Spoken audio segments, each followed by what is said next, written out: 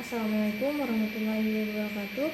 Perkenalkan, nama saya Rusmiani dengan NIM 6404230019. Saya dari Prodi D4 Keamanan Sistem Informasi. Di sini saya akan mempresentasikan hasil materi saya, yaitu binary search. Baik, yang pertama ada apa itu binary search. Binary search merupakan sebuah teknik pencarian data dengan mengelompokkan array yang ada dua bagian sehingga mendapatkan data yang dicari, dan juga binary search hanya dapat diterapkan pada data yang sudah terurut baik secara ascending maupun descending di dalam sebuah array. Baik, yang kedua ada mid sama dengan low ditambah height dibagi 2. Di sini ada angka 0 dan 6, 0 ditambah 6 mendapatkan hasil 6 dibagi 2 mendapatkan hasil 3. Jadi low-nya berada di angka 3. Selanjutnya ada langkah kerja binary search. Yang pertama ada membuat perulangan lalu menentukan posisi low, yaitu menandakan indeks yang paling rendah, lalu menentukan posisi high serta mencari posisi middle. Dan yang kedua ada membandingkan data yang dicari dengan nilai yang berbeda pada posisi middle. Dan yang ketiga, jika data yang dicari itu sama dengan nilai yang ada di posisi middle, maka data ditemukan. Dan yang keempat ada jika dicari itu lebih kecil dari nilai mid, maka pencarian data akan dilakukan di bagian kiri mid dengan kondisi posisi high berubah, yaitu mid kurang 1 dan posisi low tetap. Dan yang kelima, jika data yang dicari lebih besar dari nilai di posisi mid, maka pencarian data dilakukan di bagian kanan mid, posisi low berubah yaitu mid tambah 1 dan posisi high tetap. Contoh pencarian data binary search. Di sini kita akan mencari nilai X dalam sebuah list S yang berisikan integer, dan data di bawah ini sudah diurutkan secara ascending.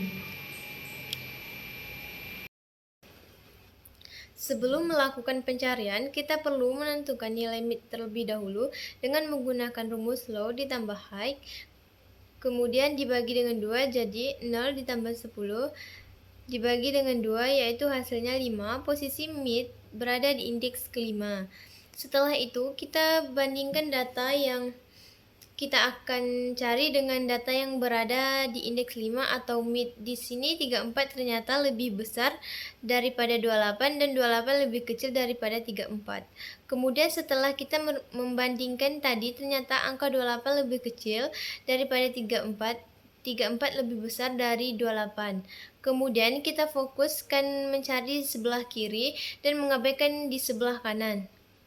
Sebelum kita melakukan pencarian lagi, kita harus menentukan nilai mid yang di sini saya mendapatkan pada indeks kedua, dan hasil 0 ditambah 4 dibagi 2, yaitu hasilnya 2. Jadi mid berada di indeks kedua. Setelah itu kita bandingkan dengan data yang dicari dan data pada indeks kedua ini sama, maka pencarian selesai dan berhenti sampai di sini.